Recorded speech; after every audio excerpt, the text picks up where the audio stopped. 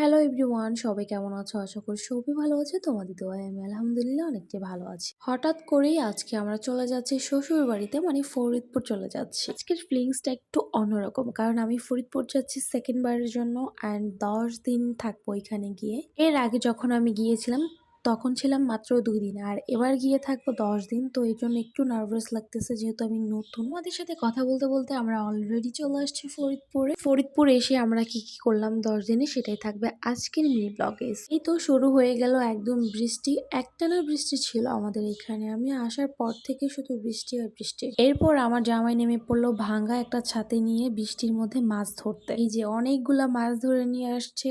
এত এত বৃষ্টি পড়তেছে, ওদের পুকুরের ওইখানে এমনি এমনি হচ্ছে মাছগুলা উঠে যাচ্ছিল, ওইখান থেকেই ধরে নিয়ে আসছে এই মাছগুলা। তো দেখে জাস্ট অবাক হয়ে গেছি, কিভাবে হাত দিয়ে মাছ ধরা যায়। মানে এত পরিমাণের মাছ ছিল যে হাত দিয়ে ধরতে পারতেছিল। পর একটা ছিঁড়া মশারি নিয়ে ওরা হচ্ছে এখানে মানে করছে, তারপর অনেকগুলা মাছ উঠছে এই যে এখানে।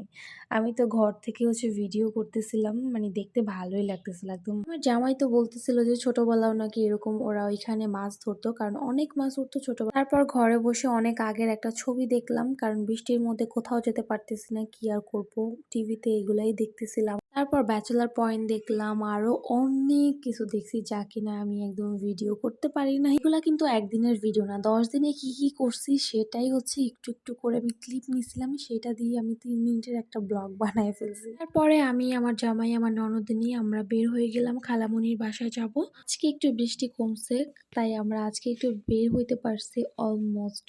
এখন হচ্ছে রিক্সার জন্য আমরা ওয়েট করতেছিলাম অ্যান্ড চলেও আসছি। পর ওইখানে অনেকক্ষণ বসলাম, কথা বললাম, আড্ডা দিলাম অ্যান্ড আমি, আমার যা, আমার দেওর, আমার ননদিনী, আমরা সবাই মিলে চলে আসছি একটু ঘুরতে, ফুচকা খেতে। তারপর আমার যা আমাকে এতগুলা গাছ গিফট করলো। আমার আবার ইদানিং ধরে গাছ এত বেশি ভালো লাগে কি বলবো। এমন একটা অবস্থা হয়েছে যে রাস্তায় বের হলে আমি সবার প্রথম আশেপাশে তাকাই যে কোনো গাছ টাছ পাওয়া যায় কি না।